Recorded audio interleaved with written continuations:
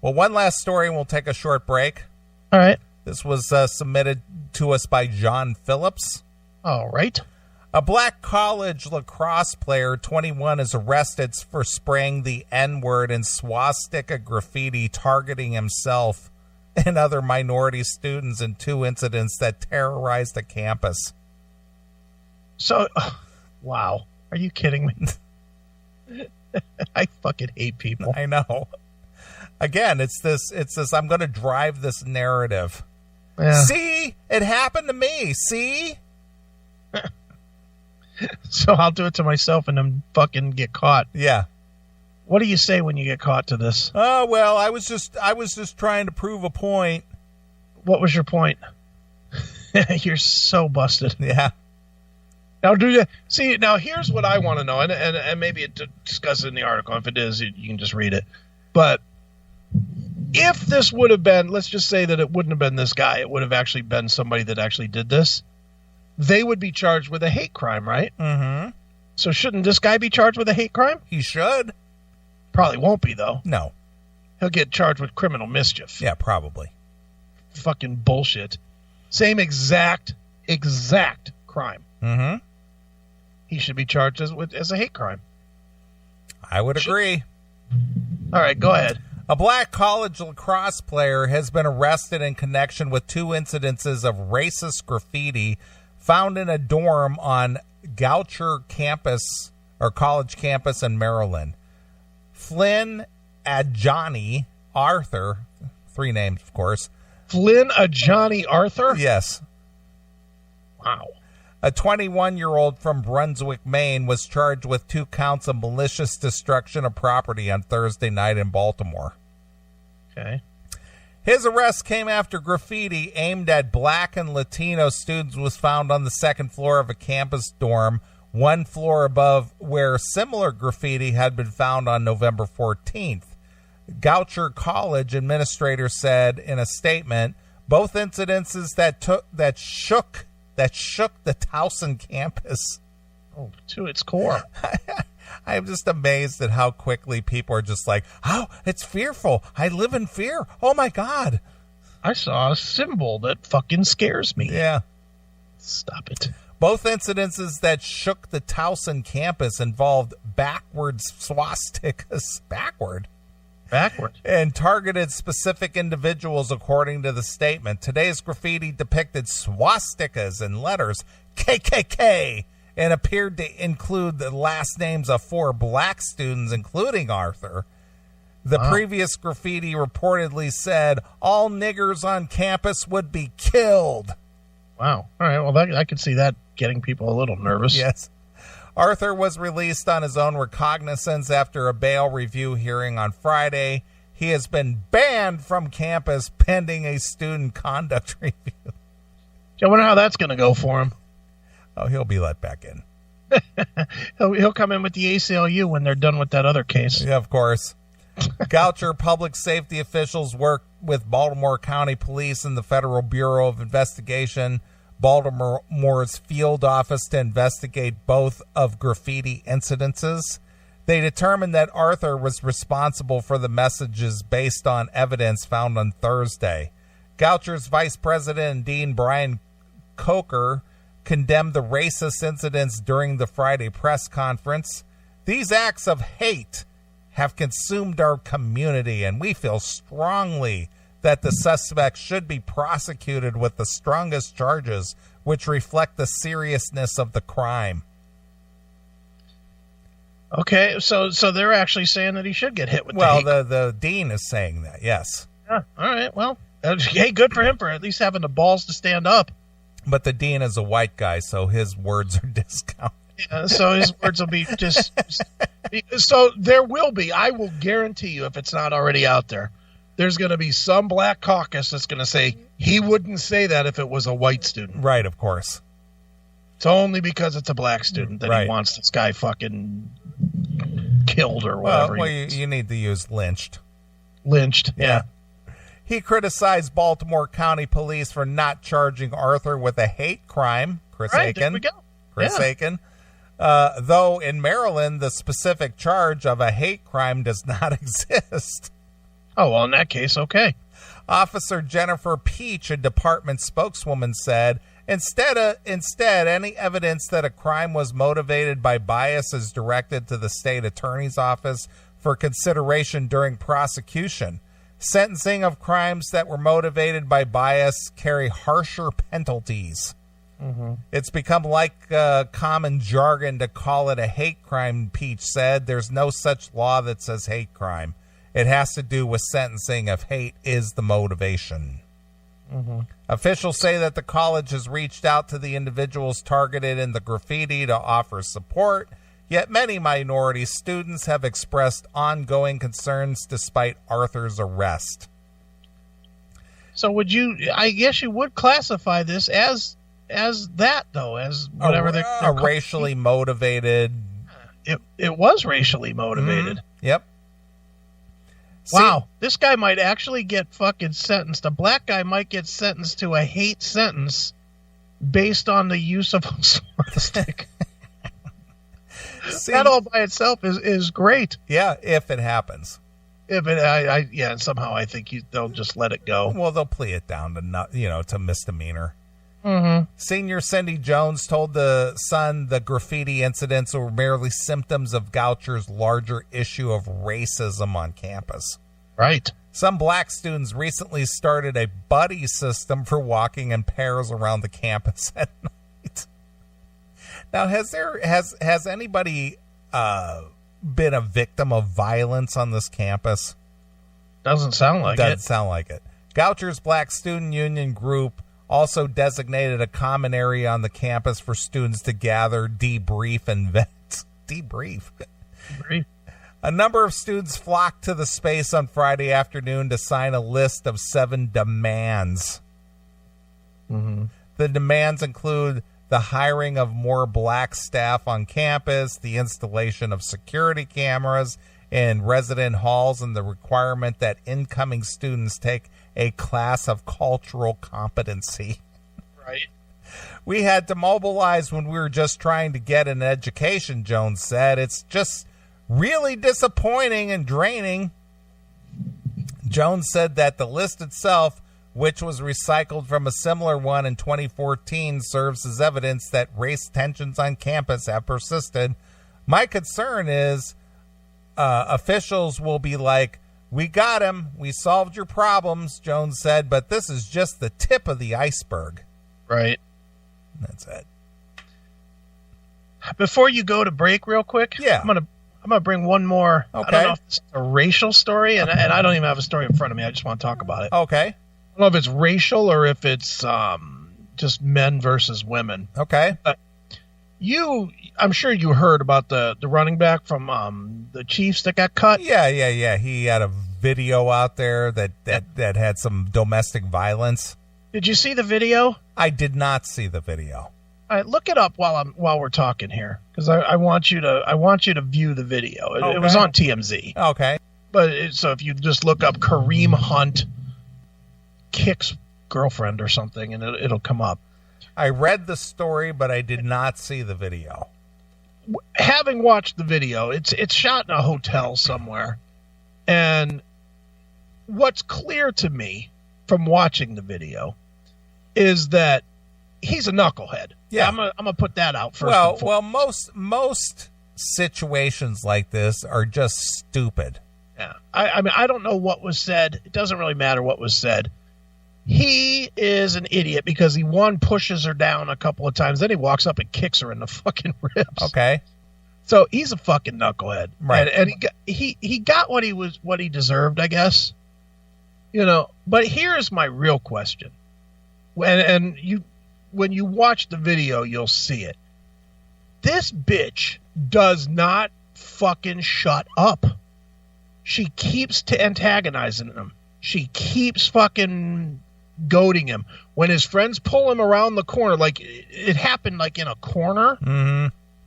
and his friends 2 or 3 times pulled him around the corner. Okay. Away from the girl. But the girl kept running her fucking mouth. Right, of course. And then he kept getting more and more pissed off and kept coming back. Mm-hmm. So this is where my thought is. at what point is there a point when the chick stops being a chick and starts being a combatant? Because I know it's always been the thing of you never hit a chick, and Lord knows none of us ever want to hit a chick. Right. But that being said, at what point do they become the aggressor? Yeah. Mm-hmm. And knowing or at least expecting that the dude just will think better than to fucking smack her. Right. You know, so therefore they have no guideline to police their own behavior. Mm-hmm. So since they have no guideline to police their own behavior, they'll do everything in their power to fuck with this guy. Yeah, of course. And again, I don't know what was said. There was no audio on the video that I watched. Yeah, so I'm watching it right now.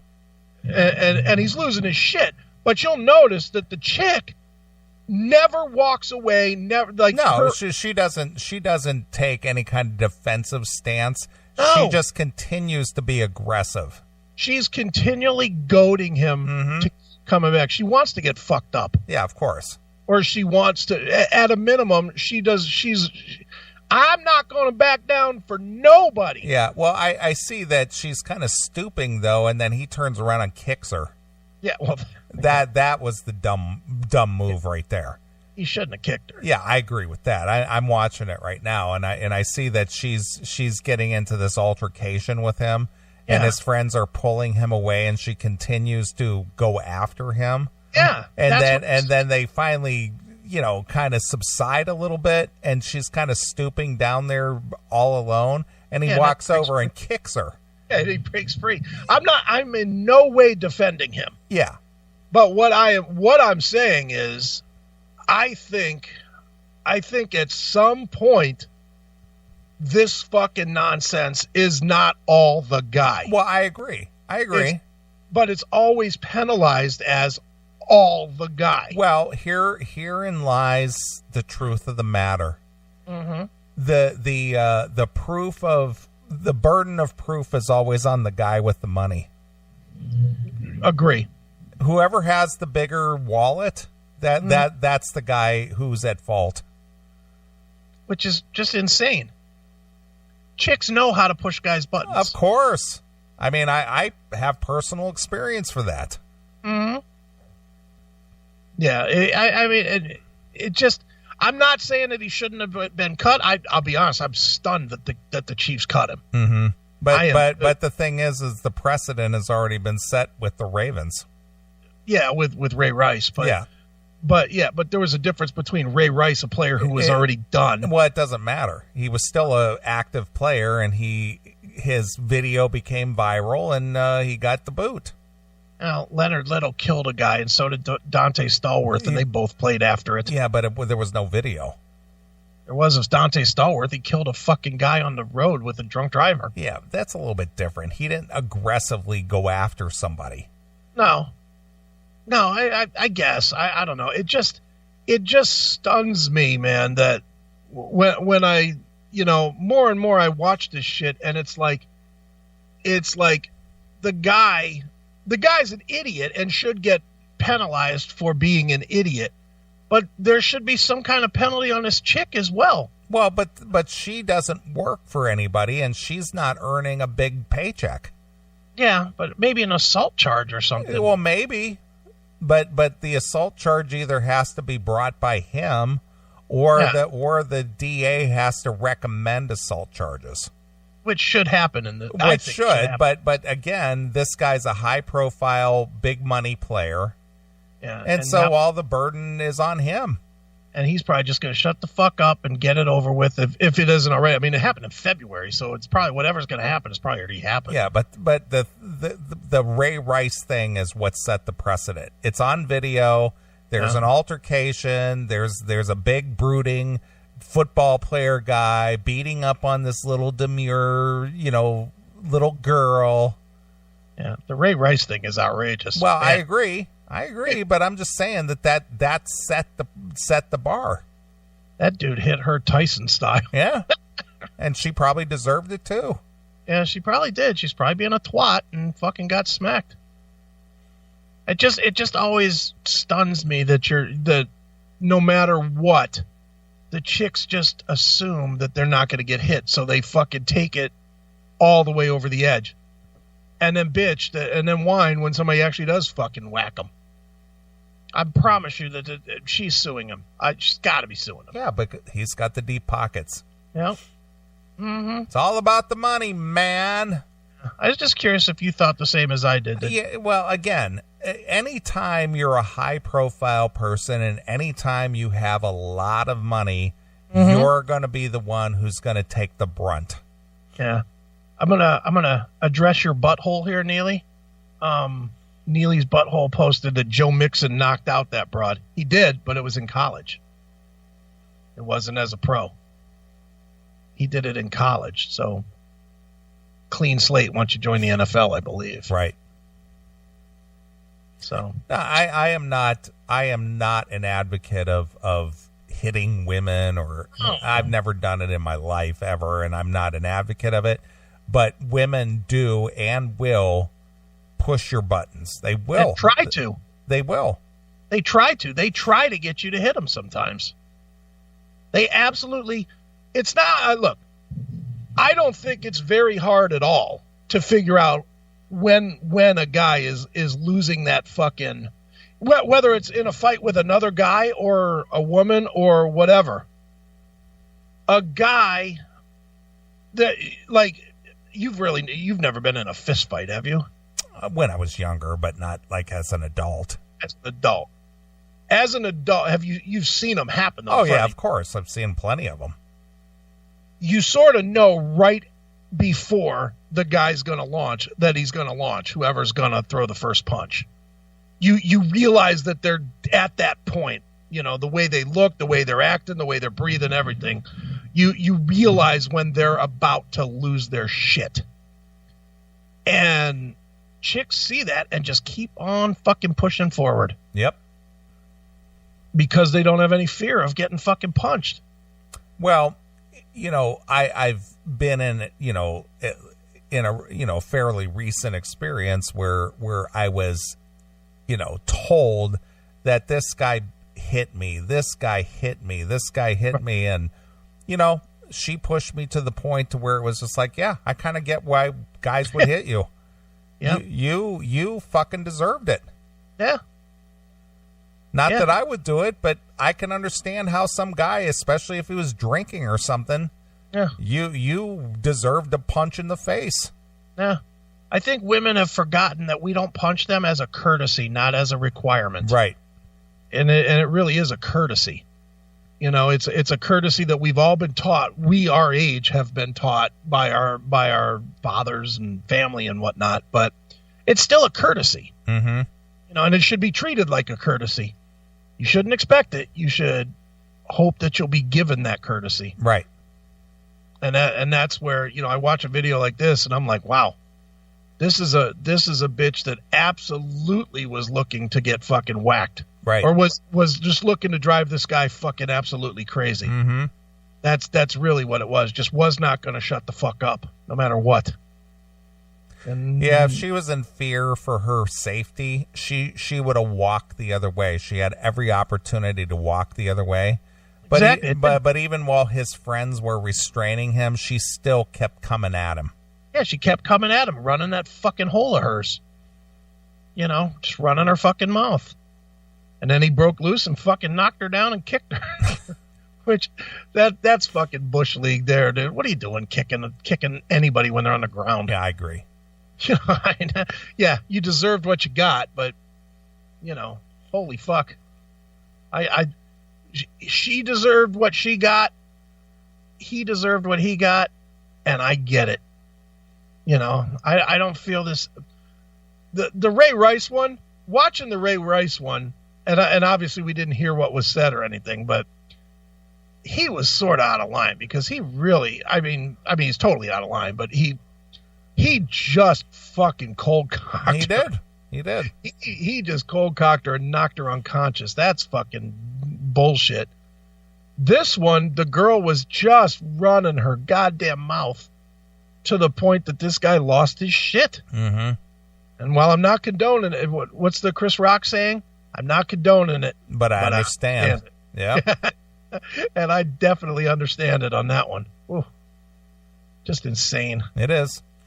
Well, anytime you're high profile or you got a lot of money or whatever your case may be, you have to be extra careful about everything.